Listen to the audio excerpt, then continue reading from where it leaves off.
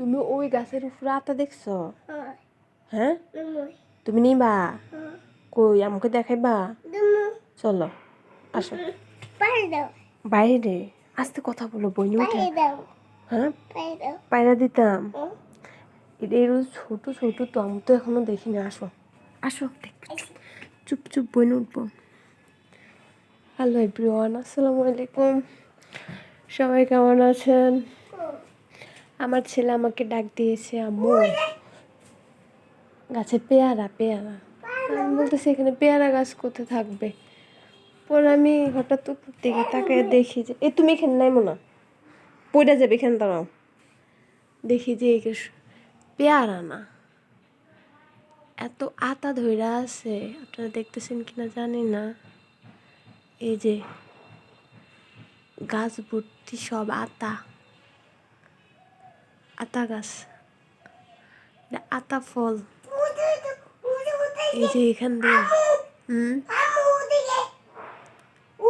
এখানে একটা ছড়া আছে না, আতা গাছে তোতা পাখি, ডালিম গাছে মৌ।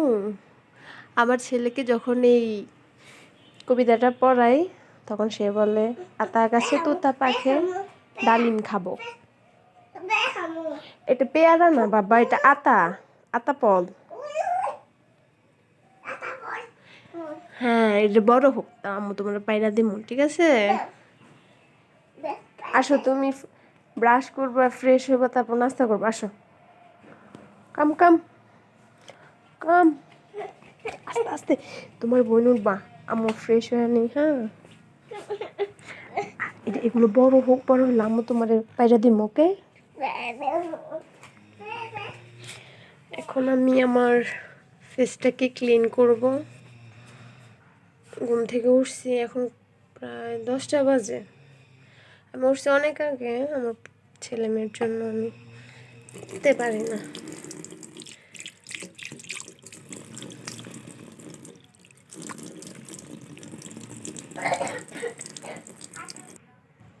আমার মুখ ক্লিন করা শেষ।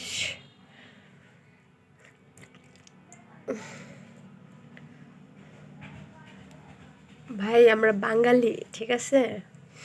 হাতের কাছে যেটা পাই ওটা দিয়ে মুখ মুছে ফেলি। আমরা তো বড় লোকসের মতো টিস্যু টাওয়াল ইউজ করি না, থাকলেও ইউজ করি না।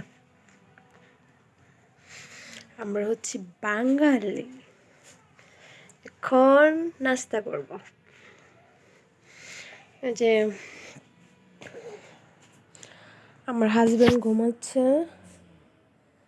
ওই যে আমার মেয়ে ঘুমাচ্ছে। আমি তো একটু রিল্যাক্সে ভিডিও করতে পারতাছি।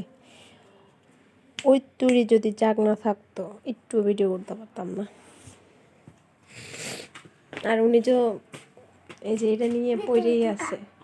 এখন না, এখন না, এখন আমি এটা খুলে ফেলবো। ওই যে মশা তো অনেক, তার জন্য আমি খুলতেছি না। তুমি তো মশা ঢুকাইতেছ, তো তোমার বোন উঠবো আসতে।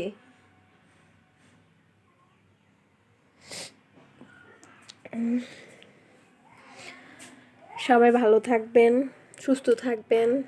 আর আমার ফেসটাকে একটু লাইক, কমেন্ট, সাপোর্ট করে পাশে থাকবেন, ফলো করে দিয়ে যাবেন। টাটা।